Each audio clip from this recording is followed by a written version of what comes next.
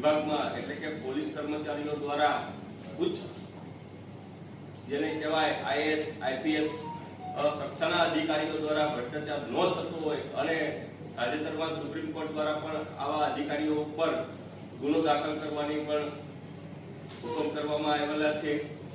એટલે કે ગુજરાતની અંદર જે ઉચ્ચ અધિકારીઓ જે છે આઈપીએસ સચિવો વગેરે એમાં ભ્રષ્ટાચારનું પ્રમાણ ખૂબ જ ચિંતાજનક વધારો થયો છે।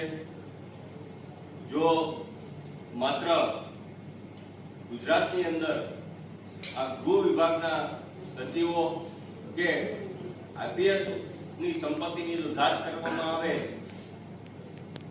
તો વિશ્વાસ સાથે હું તમને કહું જે ગુજરાતનું જે દેણું જે છે 3,40,000 કરોડ ઉપરનું એ માત્ર ને માત્ર એક વર્ષની અંદર ભરી શકાય।